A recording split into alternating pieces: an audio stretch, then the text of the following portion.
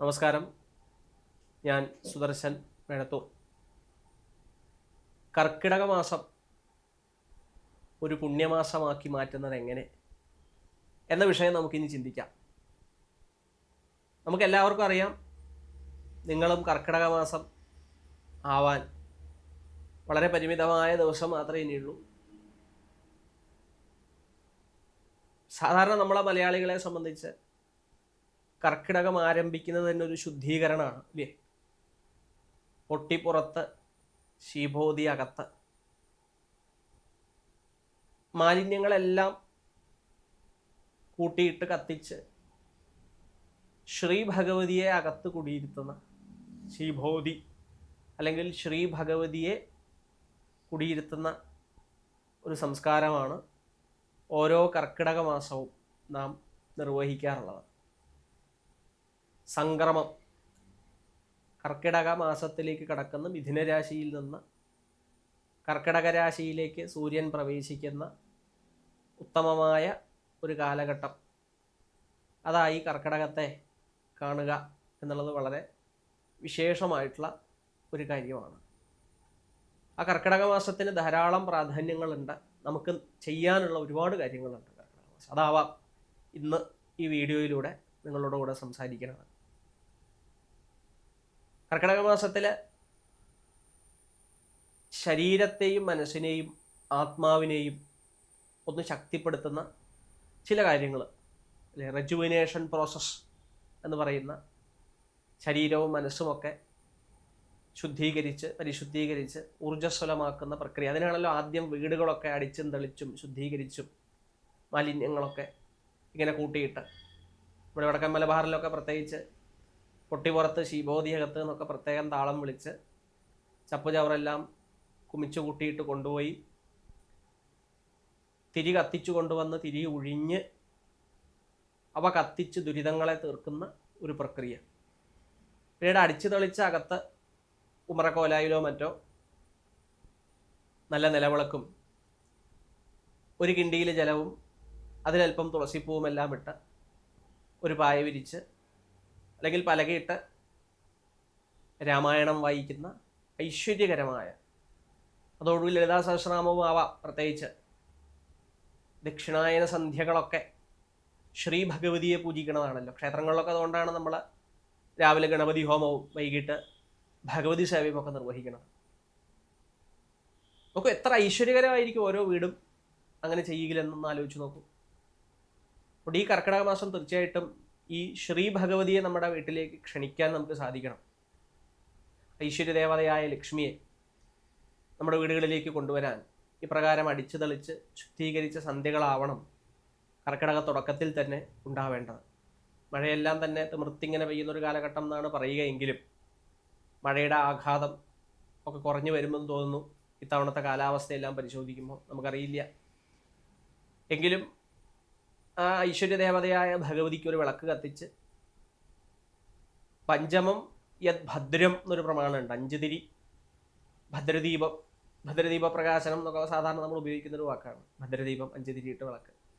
അപ്പം 5 തിരിയിട്ട വിളക്ക് ഭഗവതിയാണ് എന്ന് സങ്കല്പിച്ച് 5 തിരിയിൽ 4 തിരി ഒന്ന് കിഴക്കോട്ടും തെക്കോട്ടും പടിഞ്ഞാറോട്ടും വടക്കോട്ടുമിട്ട് 5ാമത്തെ തിരി വടക്കും കിഴക്കും ചേർന്ന ഈശാനുകോണിലേക്ക് ഇട്ട് കത്തിക്കാം.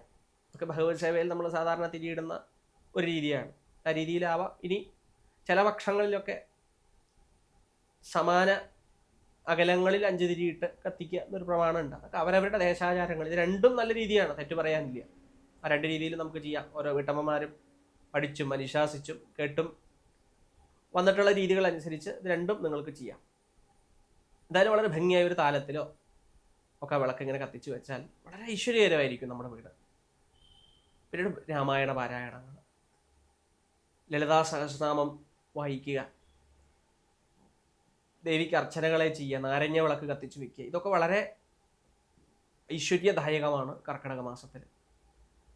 അപ്പോൾ കർക്കിടക മാസത്തിൽ നമുക്ക് ചെയ്യാവുന്ന ആധ്യാത്മിക വിഷയങ്ങളെ 3ആയി തിരിക്കാം.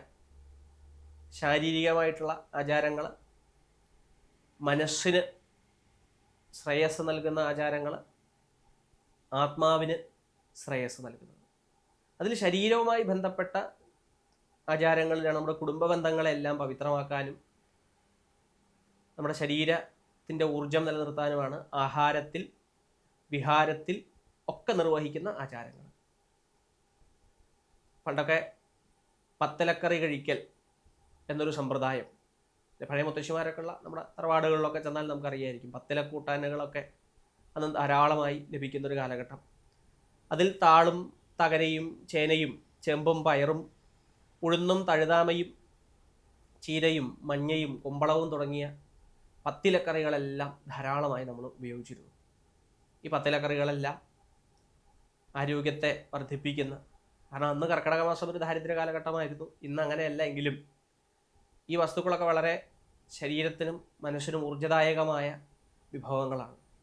നമ്മുടെ തൊടിയിലൊക്കെ സാധാരണ ധാരാളമായി കിട്ടുന്ന ഈ പത്തിലക്കറികൾ, ഇതോടൊപ്പം തന്നെ നമ്മുടെ തറവാടുകളിലെല്ലാം സ്ത്രീജനങ്ങൾ, നരീജനങ്ങൾ ദശപുഷ്പങ്ങൾ, അതിൽ കറുക, ചെറുള, തിരുതാളി, മുയൽച്ചെവി, പൂവാങ്കുറുനില, നിലപ്പന, വിഷ്ണുക്രാന്തി, കയ്യോന്നി, മുക്കുറ്റി, ഉഴിഞ്ഞ, ഈ തുടങ്ങിയ ദശപുഷ്പങ്ങളെല്ലാം ചൂടുന്നത് അല്ലേ, ഓരോ ദശപുഷ്പവും ഓരോ ദേവതകളുടെ പ്രതീകമാണെന്നാണ്. അപ്പോൾ ദശപുഷ്പം ചൂടുന്നതുകൊണ്ട് അതത് ദേവതകളുടെ പ്രീതിയും കൂടെ സിദ്ധിക്കുക എന്നുള്ളൊരു ചടങ്ങ് കൂടെ അവിടെ പറയുന്നുണ്ട്. അപ്പം അതത് ദേവതാ പ്രീതി കൂടെ സിദ്ധിക്കുന്നതിലൂടെ ആ ദേവതയുടെ അനുഗ്രഹവും ആ ദശാനാഥൻ്റെ അനുഗ്രഹവും കൂടെ കിട്ടുന്നുണ്ട്. അതുകൊണ്ട് ദശപുഷ്പം ചൂടൽ അങ്ങനെ ഒരു ഐശ്വര്യദായകമായിട്ടുള്ളൊരു ചടങ്ങും കൂടെ ആയിരുന്നു. ഇതെല്ലാം കുടുംബപരമായ ചില ആചാരങ്ങളാണ്. കർക്കിടക മാസത്തിൽ എല്ലാവരും ഒരുമിച്ച് കൂടിയിരുന്ന് പത്തിലക്കറികൾ കഴിക്കുന്നൊരു ചടങ്ങ്.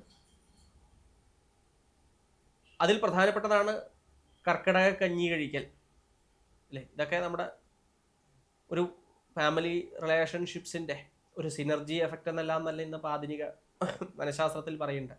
കൂട്ടായ്മയോടുകൂടി ഇരുന്ന് ഭോജനം കഴിക്കുമ്പോൾ കിട്ടുന്ന വലിയൊരു ഐശ്വര്യം. അതാണല്ലോ നമ്മൾ പറഞ്ഞ ബ്രഹ്മാർപ്പണം, ബ്രഹ്മാഹവിർ, ബ്രഹ്മാഗ്നോ, ബ്രഹ്മണാഹുതം.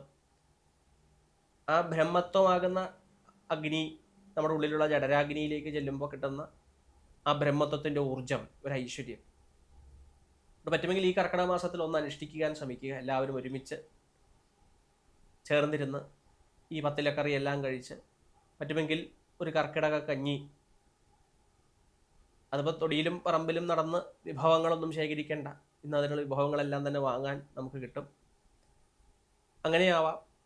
അല്ലെങ്കിൽ ആവുന്ന പോലെ ലഭ്യമായ വിഭവങ്ങൾ ഒക്കെ സ്വീകരിച്ചുകൊണ്ട് ജീരകവും ഉലുവയും ചേർത്ത് ഉണ്ടാക്കുന്ന ലഘുവായ കർക്കിടക കഞ്ഞികൾ തയ്യാറാക്കി നമ്മുടെ ആരോഗ്യത്തെയും വർദ്ധിപ്പിക്കാം.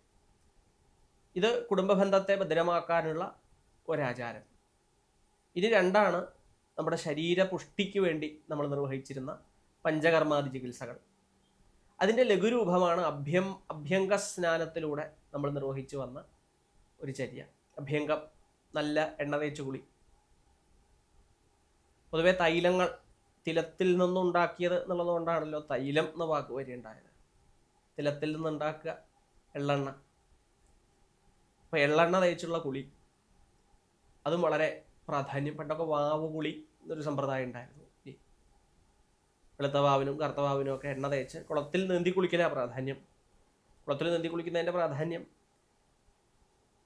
നമ്മുടെ ശരീരത്തിന് കൂടെ നവോന്മേഷം അതിൽ വരുന്നു എന്നുള്ളതാണ്. സ്നാനഘട്ടങ്ങളിലെ കുളിയൊക്കെ വളരെ പ്രാധാന്യമുള്ളതായിരുന്നു കേട്ടോ. നമ്മളൊക്കെ യഥാർത്ഥത്തിൽ അത് ഉപേക്ഷിച്ചതും നമ്മുടെ ശരീരത്തിന് രോഗകാരണമാണ്. കാരണം സൂര്യൻ്റെ രശ്മികൾ സദാ പതിക്കുന്ന ജലമാണ് സ്നാനഘട്ടങ്ങളിലെ ജലങ്ങൾ. തുറന്നിരിക്കുന്ന ഒരു കുളത്തിൽ അശ്വതി ദിവസം അശ്വതി നക്ഷത്രത്തിൻ്റെയും ഭരണി നക്ഷത്രത്തിൻ്റെയും രശ്മികൾ പതിക്കുമെന്ന് അത്രേ ശാസ്ത്രം. എല്ലാം തന്നെ ഗരുഡപുരാണാദികൾ വർണ്ണിക്കുന്നതാണ്. ഓരോ ദിവസവും 28 നക്ഷത്രങ്ങളുടെയും രശ്മികൾ പതിക്കുന്നതാണ് ഒരു കൂപത്തിലെ അല്ലെങ്കിൽ ഒരു കിണറിലെയോ അല്ലെങ്കിൽ ഒരു കുളത്തിലെയോ ജലം അത്രേ. ആ ജലത്തിൽ മുങ്ങി വരുമ്പോൾ ഈ നക്ഷത്രരാശികളുടെ ഊർജ സ്രോതസ്സിൻ്റെ ഒരു പുണ്യവും കൂടെ ആ സ്നാനം ചെയ്ത ആൾക്ക് സിദ്ധിക്കുന്നു എന്നാണ്.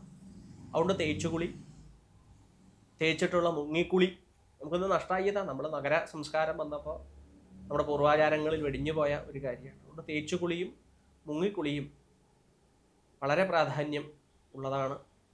കർക്കിടകത്തിൽ പറ്റുമെങ്കിൽ അടുത്ത അമ്പലക്കുളമൊക്കെ ഉണ്ടെങ്കിൽ ഒന്ന് ഈ തേച്ചുകുളിയും അഭ്യംഗ സ്നാനങ്ങളും ഒരു മുങ്ങിക്കുളിയും ഒക്കെ നിർവഹിക്കാൻ നമുക്ക് സാധിക്കുമെങ്കിൽ ശരീരത്തിൻ്റെ ഒരു പുഷ്ടിക്ക്, ഒരു റെജുവിനേഷൻ പ്രോസസ്സിന് അത് വളരെ നന്നായിരിക്കും. ഇത് ശരീരത്തിൻ്റെ അഭിവൃദ്ധിക്കായി നമുക്ക് അനുഷ്ഠിക്കേണ്ട ഒരാചാരം. ഇനി ഇതിൻ്റെ മൂന്നാം തലമാണ് നമ്മുടെ മനസ്സിൻ്റെയും ആത്മാവിൻ്റെയും പുഷ്ടിക്കായി നമുക്ക് നിർവഹിക്കേണ്ട ഒരു ആചാരം. അവിടെയാണ് ശാസ്ത്രഗ്രന്ഥങ്ങളെല്ലാം തന്നെ അനുസന്ധാനം ചെയ്യുക. പൂർവ്വകാലത്തിൻ്റെ ഒരു സംസ്കാരം നോക്കിയാൽ കർക്കിടക മാസമായി കഴിഞ്ഞാൽ ജോലികളൊക്കെ ഒന്ന് കുറയും. ഞങ്ങളുടെ ഈ പാലക്കാടൻ ഗ്രാമങ്ങളിലൊക്കെ കൃഷി എല്ലായിടത്തും നെൽവയലുകളുടെ കൃഷി ധാരാളം ഉണ്ട്. കൃഷിക്ക് വിത്തൊക്കെ ഇറക്കി അതൊക്കെ മുളച്ച് വന്ന് ഇരിക്കുന്ന ഒരു സമയമാണ് കർക്കിടക മാസം. പിന്നെ മഴ ഇങ്ങോട്ട് തുടങ്ങി. മഴ തുടങ്ങിയാൽ പ്രത്യേകിച്ച് കൃഷി ധർമ്മങ്ങളൊന്നും ചെയ്യലില്ല, എന്നപ്പോൾ വേറെ മറ്റു ജോലികളില്ലാത്തൊരു കാലമാണ്. അപ്പോൾ അതൊരു ഒഴിവുകാലവും കൂടിയാണ്. ഇനി എന്താ ചെയ്യേണ്ടത്? ഇനിയിപ്പോൾ ചിങ്ങമാസം വന്ന പുത്തരിയൊക്കെ ആവുന്നവരെ പ്രത്യേകിച്ച് ജോലികൾ കാര്യമായിട്ട് ഇല്ലാതിരിക്കണ ഒരു സമയമാണ്. അപ്പോൾ ആ നേരം ശരീരത്തിനെയും മനസ്സിനെയും പുഷ്ടിപ്പെടുത്താൻ, മനസ്സിനെ കുറച്ചുകൂടി ഈശ്വരനിലേക്ക് നയിക്കുക, ഈശ്വരമയാക്കുക. അപ്പോൾ അതായിരിക്കാം കർക്കിടക മാസത്തിന് കുറച്ചുകൂടെ പ്രാധാന്യം കൊടുത്തിട്ട് ഈശ്വര കാര്യങ്ങളൊക്കെ ചെയ്യാൻ, സൽക്കർമ്മൊക്കെ ചെയ്യാൻ. അന്ന് മറ്റു ജോലികളൊന്നും ഇല്ല, അന്നൊക്കെ നമ്മൾ കാർഷികാധിഷ്ഠിതമായിട്ടാണല്ലോ അങ്ങനെ ജീവിക്കുന്നത്. അപ്പോൾ കാലമൊക്കെ മാറിയെങ്കിലും എല്ലാ ദിവസവും നമ്മൾ തിരക്കുള്ളവരാണ്. പക്ഷേ കർക്കിടക മാസത്തിന് അതുകൊണ്ട് ഈ ചതുർമാസ്യം തുടങ്ങുന്ന ഒരു കാലഘട്ടമാണല്ലോ. ദേവന്മാരുടെ രാത്രി അതിൻ്റെ ഒരു ആരംഭകാലമാണല്ലോ. കാരണം 6 മാസം മകരം, കുംഭം, മീനം, മേടം, ഇടവം, മിഥുനം. ഈ 6 മാസം ഉത്തരായനം, ആ വാക്ക് നമ്മൾ പഠിക്കണം, ഉത്തര അയനം. പിന്നീട് കർക്കിടകം മുതൽക്ക് അങ്ങോട്ട് കർക്കിടകം, ചിങ്ങം, കന്നി, തുലാം, വൃശ്ചികം, ധനു, ഇത്രയും മാസങ്ങളെ നമ്മൾ ദക്ഷിണായനം എന്നാണ് പറയുക. കാരണം മകരം മുതൽക്ക് 6 മാസം സൂര്യൻ ഉത്തര ദിക്കിലേക്ക്, നോർത്തേൺ ഹൊറൈസണിലേക്ക് ചലിക്കുന്നൊരു കാലഘട്ടം. ഉത്തര അയനം, അയനം യാത്ര, സഞ്ചാരം എന്നാണല്ലോ. ദക്ഷിണ ദിക്കിലേക്ക് സഞ്ചരിക്കുന്നത്, സദേൺ ഹൊറൈസണിലേക്ക് സഞ്ചരിക്കുന്നത് ദക്ഷിണായനം, ദക്ഷിണ ദിക്കിലേക്ക് സഞ്ചരിക്കുക. അപ്പോൾ ആ ദക്ഷിണായനത്തിൻ്റെ ആരംഭകാലമാണ് കർക്കിടകം. അതുകൊണ്ട് ശരീരത്തിന് ധാരാളം മാറ്റങ്ങൾ വരിക, രോഗങ്ങൾ വരിക, മനസ്സിന് അസ്വസ്ഥതകൾ വരിക, രോഗദുരിതബാധകൾ ഇതൊക്കെ വരാൻ ധാരാളം സാധ്യതകളുള്ള സമയമാണ് ദക്ഷിണായന കാലഘട്ടം. ദക്ഷിണായന കാലഘട്ടത്തിലെ ആരോഗ്യ പരിചരണം എന്നുള്ളതും വളരെയേറെ പ്രാധാന്യമുള്ളതാണ്. ആരോഗ്യത്തെ വളരെ പരിചരിക്കുമ്പം ശരീരാരോഗ്യം മാത്രമല്ല, sound mind in A sound body എന്ന് പ്രത്യേകം അല്ലേ ആംഗലേയത്തിലൊരു ചൊല്ലുണ്ട് അല്ലേ. ആരോഗ്യകരായ മനസ്സിലെ ആരോഗ്യപരമായിട്ടുള്ള ഒരു ശരീരം, അത് നേരെ തിരിച്ചും അതേമാതിരിയാണ് അല്ലേ. ആരോഗ്യകരമായിട്ടുള്ള മനസ്സുള്ളവനെ ആരോഗ്യകരമായിട്ടുള്ള ഒരു ശരീരവും നിർമ്മിക്കാൻ സാധിക്കുള്ളൂ എന്ന് പറയും അല്ലേ. അപ്പോൾ ഈ ശരീരാരോഗ്യവും മനസ്സിൻ്റെ ആരോഗ്യവും പരസ്പരം ബന്ധിതമാണെന്ന് മനസ്സിലാക്കിയ നമ്മുടെ പൂർവന്മാർ ശരീരത്തെ പുഷ്ടിപ്പെടുത്തുന്നതോടൊപ്പം മനസ്സിനെ സ്വസ്ഥമാക്കാനും പഠിപ്പിച്ചു. എന്താ വാക്ക്? മനസ്സിനെ സാ അസ്ഥി, ആ വാക്കിൽ നിന്നാണ് സ്വസ്ഥി എന്ന വാക്ക് നമ്മൾ ഉപയോഗിച്ചത്. നമ്മൾ പ്രായണൊക്കെ ഉപയോഗിക്കാറുള്ള വാക്കാണ് സ്വസ്തി. സ്വസ്ഥമാവട്ടെ, എനിക്കൊന്ന് സ്വസ്ഥമായിരിക്കണം കേട്ടോ എന്നൊക്കെ നമ്മൾ പറയാറുണ്ട് അല്ലേ, സ്വസ്ഥത. അപ്പോൾ സാ അസ്ഥിച്ചാൽ മനസ്സിൻ്റെ ശാന്തി, സുഖം എന്നാണ് അർത്ഥം. ആ ഒരു സ്വസ്തിക്ക് വേണ്ടിയിട്ടാണ് നമ്മൾ രാമായണാദി വിഷയങ്ങൾ പഠിക്കുകയുണ്ടായത്. രാമായണത്തിലെ കഥ ഒരു ദിവസം ഒരു 30 പേജ് വെച്ച് വായിച്ചാൽ 32 ദിവസം കൊണ്ട്, തെക്കൻ കേരളത്തിലാണ് 31 അല്ലേ, 31 ദിവസം കൊണ്ട് 30 പേജ് വെച്ച് നമ്മുടെ പ്രായണ മലയാള രാമായണം വായിച്ചാൽ പട്ടാഭിഷേകം വരെ വായിച്ച് നിർത്താൻ ആയി. പട്ടാഭിഷേകത്തിലാണല്ലോ സാധാരണ നമ്മൾ ഉത്തരരാമായണം വായിക്കൽ പതിവില്ല. വായിക്കണതിൽ തെറ്റൊന്നുമില്ല, വായിച്ചാലും വീണ്ടും പട്ടാഭിഷേകം ഒന്നുകൂടെ വായിക്കണം എന്നേ. ആ രാമായണ കഥയെ നമ്മൾ അനുസന്ധാനം ചെയ്തു.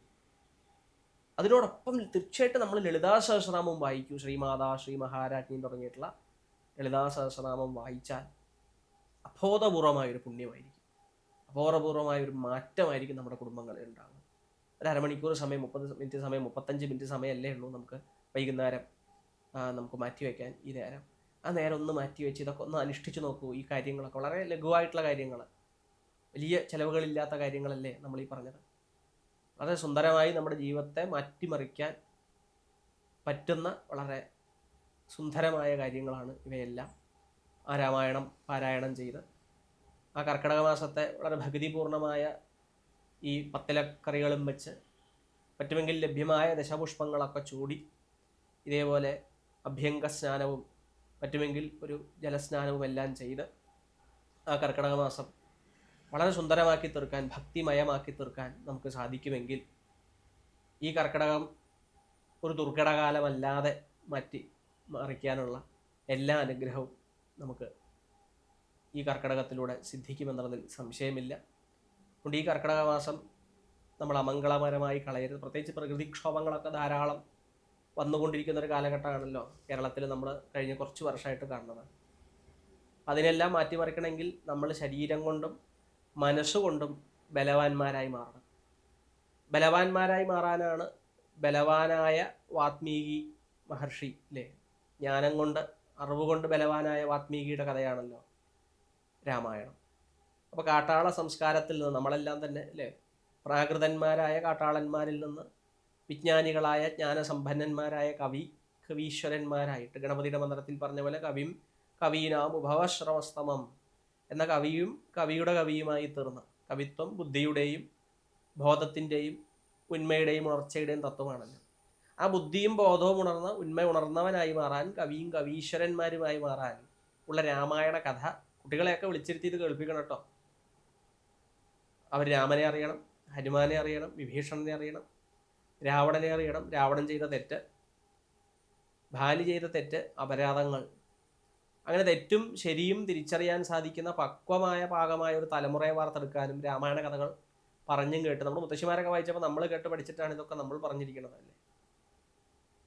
അപ്പോൾ അവിടെ ശരിയും തെറ്റും മനസ്സിലാക്കാൻ സമൂഹത്തിൽ സമാജത്തിൽ നടക്കുന്ന എത്തിക്കൽ ആൻഡ് അൺഎത്തിക്കൽ വിഷയങ്ങളെല്ലാം ബാല്യത്തിലെ മനസ്സിലാക്കാൻ, അപ്പോൾ ഒരു സോഷ്യൽ റെനോവേഷന് കൂടെ സാമൂഹിക അഭിവൃദ്ധിക്ക് കൂടെ രാമായണ കഥ ചെറുപ്പത്തിലേ കേട്ടതുകൊണ്ട് നമ്മുടെ സദാചാര ബോധങ്ങളെ ഊട്ടിയുറപ്പിക്കാനും രാമായണം ഘടകമായിട്ടുണ്ട്.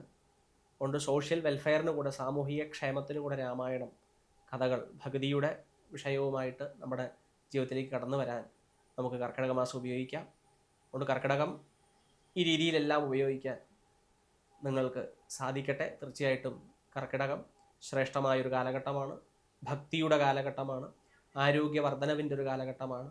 സുഹൃതകർമ്മങ്ങൾ അനവധി, 4 അമ്പല ദർശനം, തൃപ്രയാറും ഇരിഞ്ഞാലക്കുടയും പായമ്മലും മൂഴിക്കുളവും എല്ലാം ചെന്ന് രാമനെയും രാമസഹോദരന്മാരെയും ഒരുമിച്ചിങ്ങനെ കാണാൻ, ഇനി ഇങ്ങനെ തെക്കോട്ടേക്ക് വന്നാൽ രാമപുരത്ത് ശ്രീരാമനെയും ഇതര അനുജന്മാരെയും ഒക്കെ തന്നെ ദർശിക്കാവുന്ന, അങ്ങനെ ഓരോ ദേശങ്ങളിലും ഈ 4 ക്ഷേത്രങ്ങളിലെ വിഷ്ണുവിൻ്റെ 4 ഭാവങ്ങളെ ഒരുമിച്ചിങ്ങനെ കാണുന്ന ഒരു പ്രത്യേക സമ്പ്രദായം.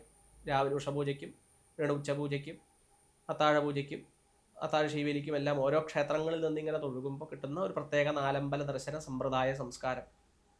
4 മൂർത്തി ഭാവങ്ങളെ 4 ഭാവങ്ങളെ അല്ലെങ്കിൽ മനസ്സ്, ബുദ്ധി, ചിത്തം, അഹങ്കാരം എന്ന അല്ലെങ്കിൽ ഈ അന്ധക്കരണങ്ങളുടെ 4 ഘടകങ്ങളായ വിഷ്ണുഭാവങ്ങളെ കാണുക. ഇതാണ് അതിൻ്റെ വേദാന്ത താല്പര്യം. അതവിടെ ഇരിക്കട്ടെ. ഏതായാലും തന്ത്രശാസ്ത്രത്തിലും 4 ക്ഷേത്രങ്ങളെ ഒരുമിച്ച് ദർശിക്കുന്നതിൻ്റെ പ്രത്യേകതയെക്കുറിച്ചും പറയുന്നു. എന്തായാലും അങ്ങനെ ഒരു തീർത്ഥാടന പുണ്യവും ദാനത്തിൻ്റെ പുണ്യവും എല്ലാം ഒത്തിണങ്ങിയ ഒരു ശ്രേഷ്ഠമായ കാലഘട്ടമാണ് കർക്കിടകം. ആ കർക്കിടക പുണ്യം ആർജിക്കാൻ നിങ്ങൾക്കൊക്കെ സാധിക്കട്ടെ. അതിന് സജ്ജനങ്ങളുടെ മനസ്സുകൾ ശ്രേഷ്ഠമയമായി മാറട്ടെ എന്ന് പ്രാർത്ഥിച്ചുകൊണ്ട് മറ്റൊരു അധ്യായത്തിൽ മറ്റൊരു വിഷയവുമായി കാണാം എന്ന് പറഞ്ഞുകൊണ്ട് ഉപസംഹരിക്കട്ടെ.